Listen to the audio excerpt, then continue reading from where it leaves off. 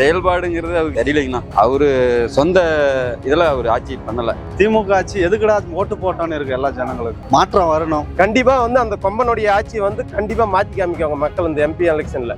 1000 ரூபாய் பொம்பளைங்களுக்கு போடுறேன்னு சொன்னாரு. I accept it. எப்ப கொடுத்துட்டு இருந்தாரு? எந்த திட்டமும் வரதில்ல. அதெல்லாம் மோடி ஒதுக்குற திட்டம் போற இவங்க நாம் பண்ண மாதிரி பண்ணி மக்களுக்கு ஜனங்களை ஏமாத்து. நான் தான் இந்த உலகத்திலே பெரியவன், நான் தான் கொம்பை எப்படினாலும் வண்டி ஓட்ட முடியும்னு யாராலையும் சொல்ல முடியாது. எப்ப என்ன நடக்குதுன்னு தெரியாது. அதுக்கு ஒரு கொம்பன் இப்போ வந்திருக்காரு. இந்த கொம்பனால அசைக்க முடியும். அண்ணாமலைங்கிற கொம்பனால ஆட்சியை அசைக்க முடியும். ஸ்டாலின் நான் ஒரே பேச கேட்கிறேன். நீ ஆம்பளை இந்த அக்கௌண்ட்ல போட பணம் என்ன அது கையில போடுக்கிற? இதுக்கு முன்னாடி நான் பெண்ணாகரத்துல இவ்வளவு பேனர் நான் பார்த்ததே இல்லை. உண்மையா சொல்ல போனேன்னா இன்னைக்குதான் பார்த்துட்டு இருக்கேன். அண்ணாமலை ஒரு சிங்கம்.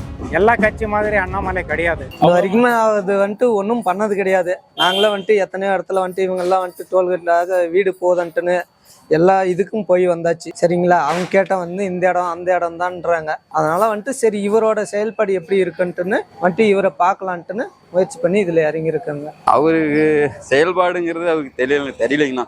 அவரை பின்னாடி இயக்கிக்கிட்டு இருக்கிற மாதிரி தெரியுது, வேற யாரோ இயக்கிட்டு இருக்கிற மாதிரி தெரியுது. அவரு சொந்த இதுல அவர் ஆட்சி பண்ணல அப்படிதான் சொல்ல முடியும். பாரத பிரதமர் மோடியோட திட்டங்கள்லாம் கரெக்டா தமிழ்நாட்டுக்கு வந்து சேருதா?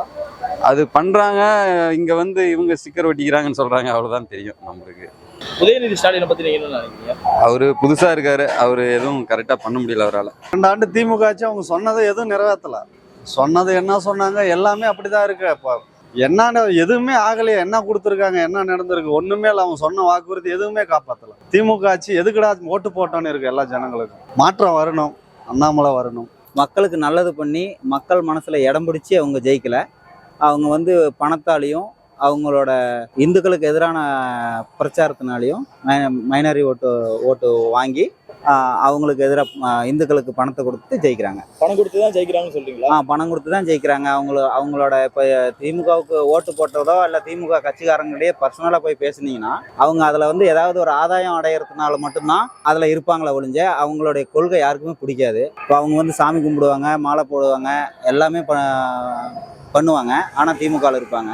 அது அவங்களுக்கு அவங்க ஏதோ ஒரு ஆதாயத்துக்காக தான் திமுகவில் இருக்கிறாங்க. தமிழ்நாடு முழுக்க போயினுங்கிறாரு. எங்க மாவட்டத்துல நாங்க சிறப்பான ஒரு கூட்டத்தை நாங்க அவங்களுக்கு காமிச்சு அவருக்கு பாரதிய ஜனதா கட்சி நல்ல முன்னேற்றத்தில் இருக்கிறதுன்றத நாங்க காமிச்சுன்னு இருக்கோம்.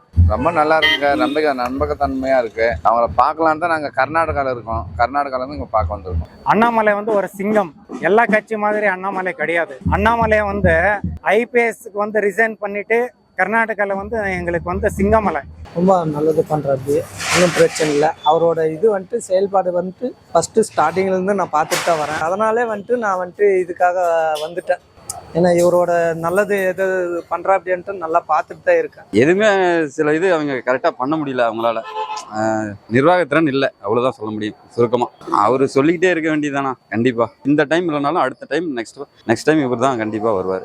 அவரு எல்லா ஏழைகளின் தலைவன். ஏழைக்காக செய்வாரு. எல்லா ஜாதி மதம் எதுவும் பார்க்கறதில்ல. உண்மையான தொண்டனுக்கு மரியாதை கொடுக்குறாரு. பிஜேபியில் அவர் வந்த பிறகுதான் இளைஞர்களின் படை கூடியிருக்கு. இளைஞர்கள் நாங்கள்லாம் வேற கட்சியில தான் இருந்தோம். அண்ணாமலை அவர் ஐயா தலைவர் வந்த பிறகுதான் நாங்க எல்லாரும் பிஜேபி. நிறைய மாநிலத்துல இருந்து கூட நிறைய பேர் வந்திருக்காங்க. நான் உண்மையுமே எந்த கட்சியை சார்ந்தவனும் இல்லை. பட் ஆனா ஏன் அண்ணாமலையுடைய நேர்ல பார்க்கணும், இந்த ஒரு எண்ணம் ஏன் எனக்கு வந்ததுன்னு கேட்டா, ஒரு கோபுரமே கட்டுறோம். அந்த கோபுரத்துக்கு மண், செங்கல், சிமெண்ட் எல்லாம் தேவைப்படுது. அது மாதிரி ஒரு நல்ல தலைவன் உருவாகணும்னா எல்லாருடைய லீடர்ஷிப் குவாலிட்டி எடுக்கணும். திமுக RSS என்ன குறை சொல்றாங்களோ அதை விட டபுள் மடங்கு திமுக பண்ணுது. அது அரசியல் கட்சி கிடையாது. அது ஒரு தீக்கா மாதிரி ஒரு இயக்கம். அது இந்துக்களுக்கு எதிராக செயல்படுற ஒரு இயக்கம். செயல் சூப்பரா இருக்குது. அவருடைய பேச்சு திறமை, அவருடைய அரசியல்வாதிகளுடைய ஊழலை பத்தி அவர் எடுத்து கொடுக்கிற ஒவ்வொரு கருத்தும் பாத்தீங்கன்னா டெய்லி நான் பேப்பர் பாக்குறேன், ஏற்றுக்கூடிய வகையில் இருக்குது. மக்கள் அவருடைய பேச்சினாலையும் அவருடைய திறமையாலையும் தானா சேர்றாங்க கூட்டம். பிஜேபியுடைய மோடியுடைய திறமை, அவருடைய ஆளுமை திறமை, அவருடைய ஆட்சியினுடைய மேல ஈர்க்கப்பட்டு வர்றாரு. நான் என்னுடைய கருத்து. இப்ப பாத்தீங்கன்னா இந்த தருமபுரி மாவட்டத்துக்கு நல்ல தொழில்துறையை கொடுக்கணும், விவசாயத்துக்கு நல்ல முன்னேற்றத்தை கொடுக்கணும் அப்படின்னு சொல்லி எல்லாம் பேசுங்கிறாரு. இது சிறப்பான ஒரு ஸ்பீச்சா இருக்கு. நல்லா இருக்கு. மக்கள் நல்லா புரிஞ்சுக்கிறாங்க. திமுக ஆட்சி பத்தி நம்ம என்னங்க மனநிறைவான ஆட்சியாவே எங்களுக்கு தெரியல. ஏன்னா பல குளறுபடிகளுக்கு எங்களுக்கு ஒன்றும் மனநிறைவாவே தெரியல. நம்மளுக்கு தெரிஞ்ச வரைக்கும் மோடி நல்லா தான் செஞ்சுட்டு இருக்காரு. பரவாயில்ல, நம்பிக்கை இருக்கு. நம்பிக்கை இருந்தனால தான் நம்ம இறங்கி நாங்கள் வேற கட்சியில இருந்து கூட இப்போ இந்த கட்சிக்கு பண்ணி வேலை செஞ்சுட்டு இருக்கோம். நாங்கள் வந்து ஏடிஎம்கேல இருந்தோம், இப்போ பிஜேபிக்கு வந்தோம். 70 வருஷமா காங்கிரஸ் பண்ணாத வேலை நரேந்திர மோடி பிஎம் நரேந்திர மோடி பண்ணி வச்சிருக்கிறாரு. அதுதான் நாங்க சிங்கமலைக்கு ஓட்டு கேட்கறது என்னது வந்திருக்குன்னா எங்க சிங்கமலை, அதுதான் எங்க சிங்கமலை. என்னதுக்குன்னா மோதியை நம்பி சிங்கமலை வந்துடுறாரு. சிங்கமலை நம்பி மோடி தமிழ்நாடு ஃபுல்லா விட்டே இருக்கிறாரு. என்னதுக்குன்னா சிங்கமலை வேணும். நான் இப்ப கிட்ட 90 கிலோமீட்டர் இருந்தா வந்து இருக்கிறேன். நான் வந்து நேட்டிவ் பிளேஸ் வந்து பெங்களூர். காமராசர் ஆட்சியை நம்மளால நேர்ல பார்க்கல. ஒருவேளை இவர் ரூபத்துல வருங்காலத்துல காமராசர் ஆட்சி மாதிரி ஒரு நேர்மையான ஆட்சி நம்மளுக்கு கிடைக்குமா அப்படின்னு ஒரு ஆதங்கத்துல வந்து பாத்தீங்கன்னா நிறைய இளைஞர்கள் வந்திருக்காங்க.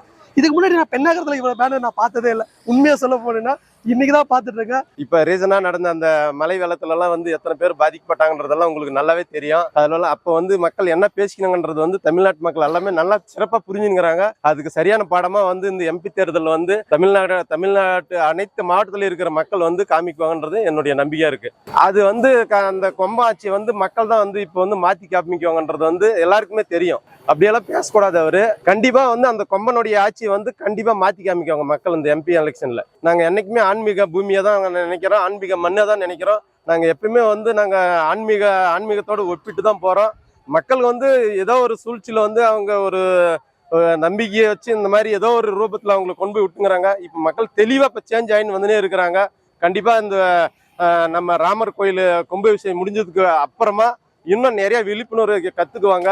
கண்டிப்பா வந்து சிறப்பா வந்து நம்மளுக்கு தமிழ்நாட்டுல அண்ணாமலை வந்த பிறகு பாஜக நல்லா வளர்ந்துருக்கா? மிகப்பெரிய வளர்ச்சியா இருக்கு.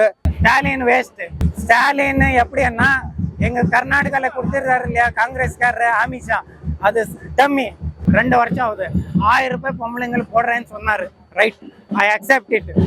எப்போ கொடுத்துட்டு இருக்காரு. ஆனா இப்ப ஜனங்களே எல்லாம் மாறிட்டு வராங்க. ஜனங்க வந்துட்டு எல்லாமே பார்த்து எல்லாம் அழுத்து போச்சு. இப்படிதான் செய்யறாங்க, சரியில்லை அப்படின்ட்டு எல்லாமே அழுத்து போயிட்டு தான் வெறுத்து இருக்காங்க. இன்னும் வரைக்கும் இல்லை. இப்பதானே போட்டாங்க. அது வந்துட்டு 1000 ரூபா வந்துட்டு இப்ப எலெக்ஷன் டேட் அறிவிச்சிருந்து அந்த ஸ்டார்டிங்ல இருந்து தானே அந்த 1000 ரூபா போடுறாங்க.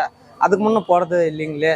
அது ஃபர்ஸ்ட்ல இருந்தே போட்டிருக்கணும். இப்ப எலெக்ஷன் வந்து இப்ப 2 வருஷம் முன்னாடியே வந்தது இல்லைங்களா ஆட்சியில, அப்ப இருந்து போட்டிருக்கணும். அப்போ போடலை. இப்போ வந்துட்டு இப்போ ஆட்சி டேட் அறிவிச்சு பின்னால வந்துட்டு எலெக்ஷன் டேட் அறிவிச்சு பின்னால தானே போடுறாங்க.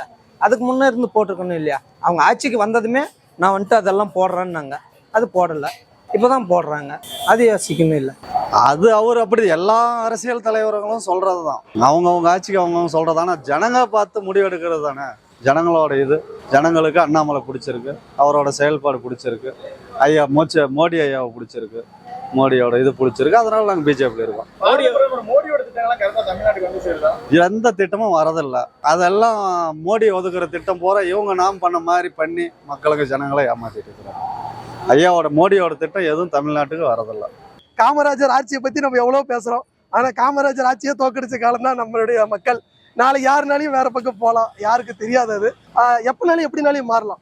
நான் தான் இந்த உலகத்திலே பெரியவன், நான் தான் கொம்பை, எப்படினாலும் வண்டி ஓட்ட முடியும்னு யாராலையும் சொல்ல முடியாது. எப்ப என்ன நடக்குதுன்னு தெரியாது.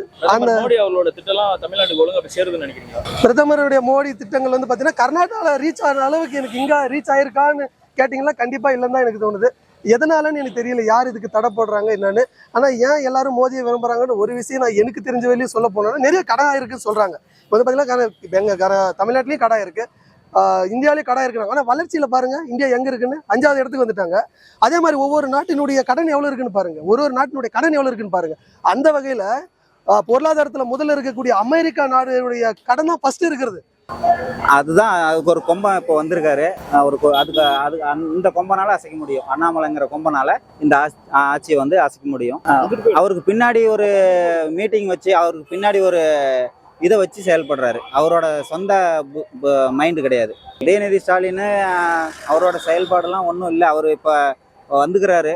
அவர் வந்து இப்போ மக்களுக்கு முன்னாடி வந்து உதயநிதி ஸ்டாலினை வந்து அறிமுகப்படுத்துகிறாங்க. அவர் டைரெக்டாக சிஎம் மகன்னு சொன்னால் யாருக்கும் தெரியாதுன்னு சினிமாவில் நடித்து எல்லா மக்கள் மனசில் ஒரு நடிகனை அறிமுகமாகி இப்போ அப்படியே அதான் அவங்க அரசியல் தான் அது.